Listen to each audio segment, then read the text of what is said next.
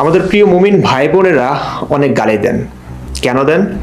মহান আল্লাহ তাআলা দিনে 5 ওয়াক্ত নামাজ ফরজ করেছেন তাদের জন্য। মুমিনরা নামাজ 5 ওয়াক্ত ঠিকঠাক মতো পড়ুক আর না পড়ুক, কিন্তু গালি দিবেন তারা 10 ওয়াক্ত। যোগ্য গালি দেওয়ার কোনো অর্থ নাই, আনলিমিটেড দেবে ওরা। সকাল দুপুর বিকাল সন্ধ্যা রাত নাই, গালি দেওয়ার ওদের কোনো সময়ই নেই। যখনই আপনার সাথে তাদের মতের মিল না হবে তখনই গালি দেবে। আপনি ইসলাম নিয়ে যৌক্তিক প্রশ্ন করবেন, ওরা গালি দেবে। আপনি ইসলামের যৌক্তিক সমালোচনা করবেন, ওরা গালি দিবে। এমনকি মাদ্রাসায় নিষ্পাপ শিশু বলাৎকারের শিকার হলো, পশ্চাতে রক্তক্ষরণ হয়ে মারা গেল, আপনি সেটি নিয়ে দুঃখ পেয়ে পোস্ট দিলেন বলাৎকারকারীর বিরুদ্ধে, তখন ওরা গালি দিবে। না, প্রিয় বলাৎকারকারী হুজুরকে না, গালিটা দিবে আপনাকে। কেন আপনি হুজুরের বিরুদ্ধে পোস্ট করলেন? আপনি আমাদের প্রিয় নবীজির দুষ্টু মিষ্টি সেক্সি সহিহ হাদিসগুলো প্রচার করবেন, তখন ওরা গালি দিবে।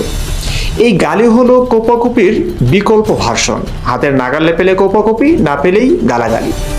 আমাদের সম্মানিত আলেমরা, প্রিয় হুজুররা মুখে ইয়া লম্বা লম্বা সুন্নতি দাড়ি নিয়ে, গায়ে জুব্বা নিয়ে, মাথায় টুপি নিয়ে এসব গালাগাল কেন দেন, সেটি নিয়ে আজকের আমাদের গবেষণা করে দেখলাম এসব গালাগাল আসলে তারা নিজ থেকে দেন না, এবং গালাগাল দেওয়াটাও আমাদের প্রিয় নবীজির প্রিয় সুন্নত আদায় করতেই এসব গালাগাল তারা দিয়ে থাকেন।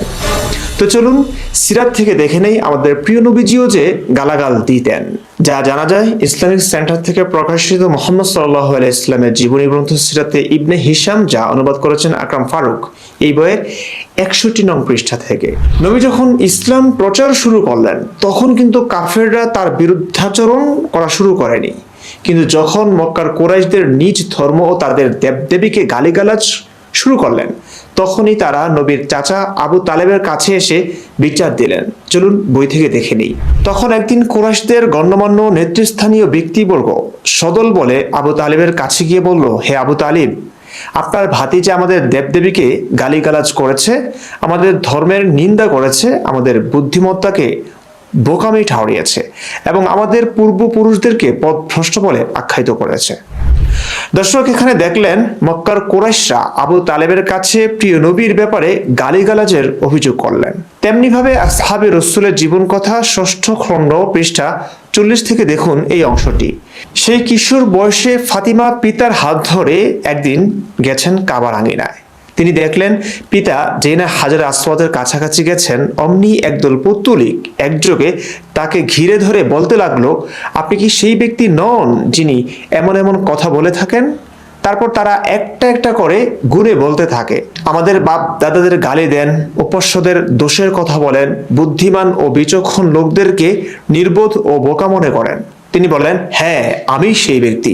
এখানেও দেখলেন পৌত্তলিকরা একযোগে আমাদের প্রিয় নবী যে বাপদাদাদের নিয়ে গালিগালাজ দিতেন সেই অভিযোগ করলেন, এবং প্রিয় নবীজিও কি দম্ভের সাথে স্বীকার করলেন, হ্যাঁ, আমি সেই ব্যক্তি।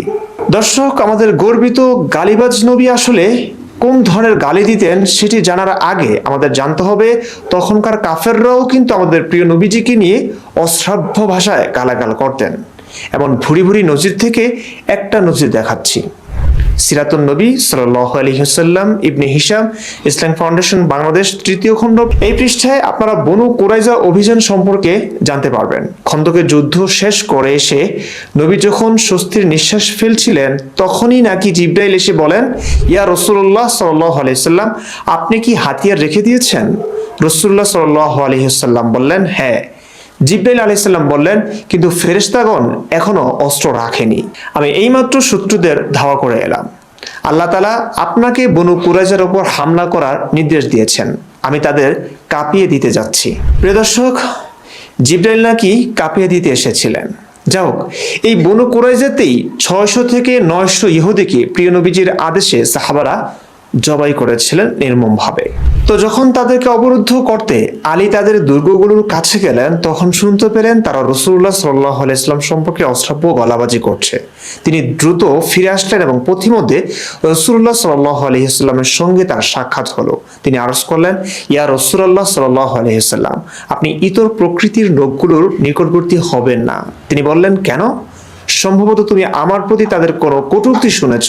তিনি বললেন, হ্যাঁ ইয়া রাসূলুল্লাহ সাল্লাল্লাহু আলাইহি ওয়াসাল্লাম। প্রিয় দর্শক, কাফেররা নবীকে অশ্রাব্য ভাষায় কোন ধরনের গালিগালাজ করেছেন সেটি আলী রাদিয়াল্লাহু তাআলা আনহু শুনে খুবই লজ্জিত হয়েছেন এবং তিনি চাননি রাসূল শুনুক তাকে নিয়ে করা কটূক্তির কথা ও ভাষা।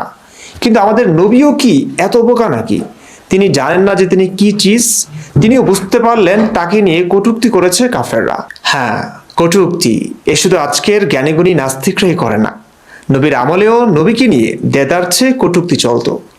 এ কারণেই সময়ের জনপ্রিয় জাহান্নামী নাস্তিক আসাদ নূর একটি ভিডিওতে আমাদের কলিজার টুকরা পেয়ারা নবীকে হযরত কটূক্তি সাল্লাল্লাহু আলাইহি ওয়াসাল্লাম বলে আখ্যায়িত করেছেন। হযরত কটূক্তি সাল্লাল্লাহু আলাইহি ওয়াসাল্লাম, হযরত কটূক্তি সাল্লাল্লাহু আলাইহি ওয়াসাল্লাম, হযরত মুহাম্মদ নন। যা হোক, নবী তখন দুর্গগুলোর নিকটবর্তী হয়ে বললেন, হে বানরের গাতি গোষ্ঠী। এই তো পেয়ারা নবীর গালাগাল শুরু, পুরো 14 গোষ্ঠী তুলে গালি, বানরের গাতি গোষ্ঠী। দর্শক দেখলেন আমাদের গালিবাজ নবীর সুন্নতি গালির নমুনা।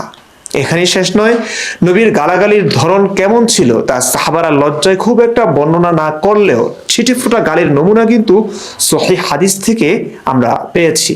বংশ গর্ব করা কি খারাপ? অবশ্যই, আমিও তা পছন্দ করি না।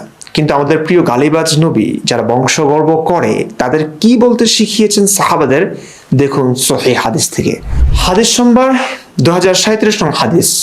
রাসূলুল্লাহ সাল্লাল্লাহু আলাইহি ওয়াসাল্লাম বলেছেন, যদি কোনো লোককে দেখো যে সে জাহিলিয়াতের বংশ সম্পর্ক উত্থাপন করছে, তাহলে তোমরা তাকে তার বাপের লিঙ্গ কামড়াতে বলো এবং ইঙ্গিত করো না, বরং স্পষ্ট বলো। অত্যন্ত পরিষ্কার ভাষী ছিলেন আমাদের প্রিয় নবীজি। তাই বাপের লিঙ্গ কামড়া এমন অশ্লীল গালিটিও তিনি স্পষ্ট ভাষায় দিতে বলেছেন। ইশারা ইঙ্গিতে না, অস্পষ্ট অস্ফুট স্বরে না, একদম লাউড অ্যান্ড ক্লিয়ার, তুই তোর বাপের লিঙ্গ কামড়া।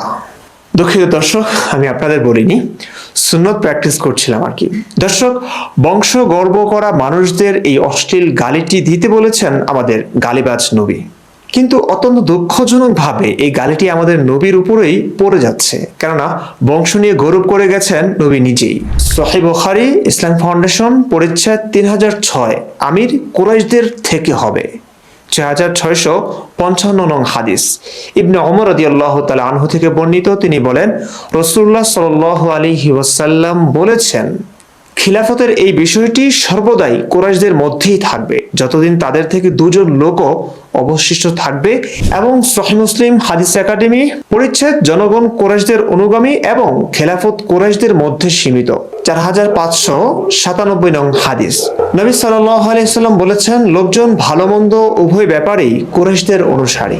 এমন বহু হাদিসে আমাদের প্রিয় গালিবাজ নবী নিজ বংশ কুরাইশকে উচ্চাসন দিয়ে গেছেন। নেতৃত্ব কুরাইশদের মধ্যেই থাকবে, ভালো মন্দ দু ব্যাপারেই সাধারণ জনগণ কুরাইশদের অনুসারী। এর চেয়ে বংশগর্ব মনোভাব আর কিসে আছে ভাই? যা হোক, আমাদের প্রিয় গালিবাজ নবী শুধু কাফেরদেরই গালি দিতেন বিষয়টি এরকম নয়, কখনো কখনো মেজাজ চটে গেলে নিজের স্ত্রীদেরও গালি দিতেন তিনি। এক হজের সময় রাসূলের দুই স্ত্রী আয়েশা ও সাফিয়া দুজনই ঋতুমতী হয়ে পড়েন। রাসূল প্রথমে আয়েশার কাছে যান সেক্স করতে, দেখেন আয়েশা কান্না করছেন, তার হায়েজ মানে পিরিয়ড শুরু হয়েছে। তারপর দয়াল নবীজি যান সাফিয়ার কাছে, গিয়ে দেখেন সাফিয়ারও হায়েজ, মাথা গেল এলোমেলো হয়ে। তখন সাফিয়াকে দুইটা গালি তিনি দিলেন। চলুন হাদিস থেকে দেখি। সহিহ মুসলিম, ইসলাম ফাউন্ডেশন, হাদিস নং 3098। নবী সাল্লাল্লাহু আলাইহি ওয়াসাল্লাম যখন রওনা হওয়ার ইচ্ছা করলেন, তখন সাফিয়াকে তার তাঁবুর দরজায় চিন্তিতা ও অবসাদগ্রস্তা দেখতে পেলেন। তিনি বললেন, বন্থা নেরি, তুমি আমাদের এখানে আটকে রাখবে? সম্মানিত দর্শক, অনেকক্ষণ আমাদের প্রিয় নবীজির গালাগাল শুনে নিশ্চয়ই আপনারা ত্যক্ত বিরক্ত, তাই গালিগালাজ আপাতত বাদ দিচ্ছি। এই যে প্রিয় নবীজিকে নিয়ে ইসলামের সহিহ সোর্স থেকে এত তথ্যপত্র দিচ্ছি, বলুন তো এর জন্য কি পড়াশোনা করতে হয় নাকি চুপচাপ বসে থাকলেই হয়? চুপচাপ বসে থাকলে নবী সম্পর্কে এত কিছু কি জানা যাবে না। নিশ্চয়ই বলবেন এর জন্য পড়তে হয়। পুরো মানুষকে আমরা জ্ঞানী বলি, কিন্তু আমাদের প্রিয় নবীজির স্বভাব ছিল যত জ্ঞানী গুণী হোক, কেউ তাকে মেনে না নিলেই তাকে মূর্খ বানিয়ে দিতেন তিনি। আবু জাহেলের নাম নিশ্চয়ই শুনেছেন। আবু জাহেল মানে মূর্খের পিতা। এই নাম কিন্তু তার আসল নাম না, এটা আমাদের প্রিয় গালিবাজ নবীর দেওয়া নাম। তবে তার আসল নাম কি ছিল? আবুল হাকাম অর্থ কি? জ্ঞানের পিতা। এই নাম কেন? কারণ তিনি কুরাইশ নেতা ছিলেন, সমাজপতি ছিলেন, জ্ঞানীগুণী, বিচক্ষণ ছিলেন। কিন্তু তার জ্ঞান বিচক্ষণতা কাল হয়ে দাঁড়িয়েছে নবীর জীবনে। তিনি নবীকে মানতেন না। কেন? আসলে তার মনে হয়নি মোহাম্মদ একজন নবী। তিনি বুঝেছিলেন আমাদের প্রিয় নবীজি আসলে একটা ভণ্ড, তাই মানেননি।